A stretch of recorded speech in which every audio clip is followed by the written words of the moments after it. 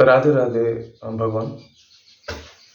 आज हमारा श्रीमद् भगवद गीता जी का जो हम पाठ करते हैं उसका 9वां संस्करण है। तो चलिए पाठ करने से पहले कुछ चर्चा।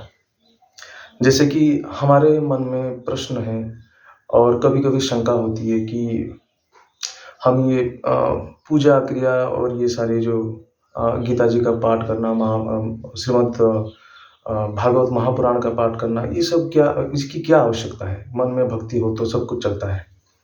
तो देखिए ना, अ, हम अपने समय में विद्यालय में प्रार्थना करते थे, गणपति और सरस्वती जी का पूजा होती थी, तो थोड़ा वो संस्कार तो हमें ना चाहते हुए भी आया है। पिता माता जब भी घर में कुछ व्रत करते थे या फिर घर में कुछ अनुष्ठान होती थी, तो वो देख कर के भी एक प्रभाव पड़ता ज़रूर है। वो मंदिर जाते हैं, इसीलिए हम मंदिर जाते थे और जा भी रहे हैं। तो धीरे-धीरे आप अगर देखेंगे कि आजकल हमारे जो बच्चे हैं, वो अंग्रेजी विद्यालय में जाते हैं, जहाँ ना वैदिक प्रार्थना की कोई प्रावधान है, ना तो गणपति और सरस्वती जी का कोई पूजा अर्चना भी होती है। और हम भी ये सब जो पूजा पाठ है, काफ़ी कम हो गया है। तो तुलनात्मक संदर्भ में बोल रहा हूँ। तो ऐसे धीरे-धीरे देखेंगे, तो वो हमसे ज़्यादा कुछ नहीं सीख पाएँगे और ऐसे में जो उनकी आने वाली जो अगला पीढ़ी है, वो आते-आते ये सारे जो संस्कार है, वो प्रायतः समाप्त हो जाएगी। तो ये आप और हमारी ज़िम्मेदारी भी बनती है और कि हम ये संस्कार को अपने आप में डालें, फिर हमसे अपनी जो नई पीढ़ी है, हमारा जो बच्चे हैं, उनके पास जाए और ऐसे ही वो चलता रहेगा। ऐसे ही किसी ने किया होगा, जो पुराने ज़माने में हमारे पूर्वज थे, उन लोगों ने ऐसे कर कर के अभी तक का जो हमारा ये जो धरोहर है, सांस्कृतिक धरोहर है, उसको अभी तक जीवित रखा है, तो उनको कोटि नमन। दूसरी परिप्रेक्ष्य ये है कि क्या गीता जी का पाठ करने से हमारे अंदर संस्कार आ पाएँगे? तो भगवान, देखिए, हर क्रिया का प्रतिक्रिया होती है। आप अगर अच्छा भोजन करेंगे, तो आपको शक्ति मिलेगी, बल मिलेगी। आप अगर कसरत करेंगे, तो आपको शक्ति मिलेगी। आप अगर रोज़ स्नान कर रहे हैं, तो उसका अलग फल मिलता है। हर क्रिया का प्रतिक्रिया होता है।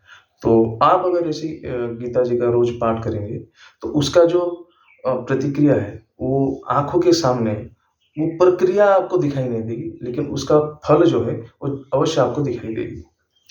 तो चलिए इस शुभ विचार के साथ हम आज का जो श्लोक है, 9वां श्लोक है, उसी का पाठ करेंगे। लेकिन सबसे पहले श्रीमद् भगवद गीतायाः पाठारंभ।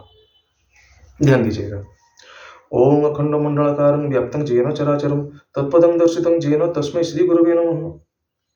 शुक्लांबरधरं विष्णुं शशिवर्णं चतुर्भुजं प्रसन्नं वदनं ध्याये सर्वविघ्नोपशान्तये। नारायणं नमस्कृत्यं नरं चैव नरोत्तमं देवीं सरस्वतीं चैव ततो जयमुदीरयेत्। व्यासं वसिष्ठानप्तारं स्वस्तेः पौत्रमकल्मषं पराशरात्मजं वन्दे सुखतातं तपोनिधिं। व्यासाय विष्णुरूपाय व्यासरूपाय विष्णवे नमो वै ब्रह्मविदये वसिष्ठाय नमो नमः।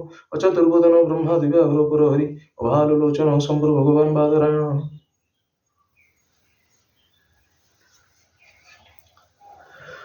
तो हमारा जो प्रथम अध्याय है सैन्य दर्शन योग, उसका ये 9वां श्लोक है।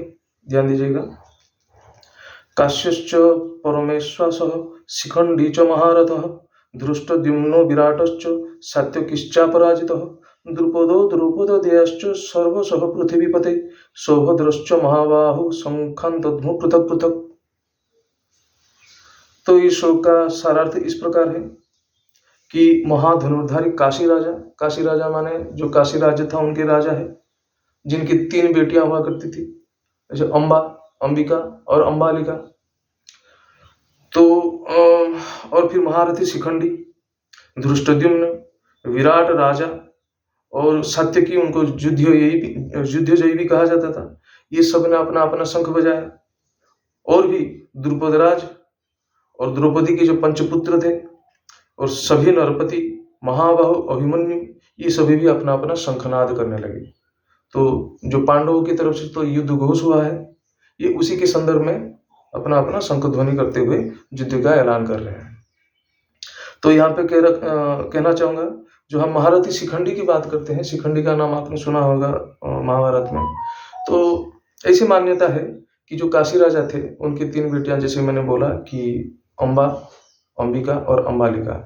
तो पितामह भीष्म जो थे, अपने भाई की स्वयंवर के लिए ये तीन कन्याओं का उन्होंने अपहरण कर लिया था पिछले जन्म में। तो अम्बा जी से शादी करने के लिए मना कर दिया था जो उनके भाई थे।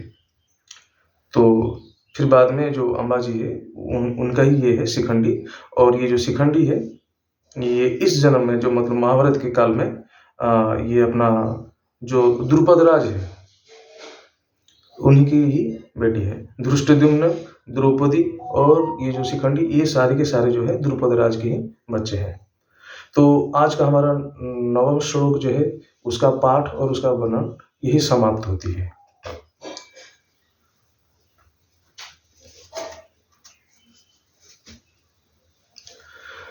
तो मैं रोज गीता जी का पाठ आप लोगों के लिए कर रहा हूँ और उसका वर्णन कर रहा हूँ, कुछ चर्चा भी कर रहा हूँ।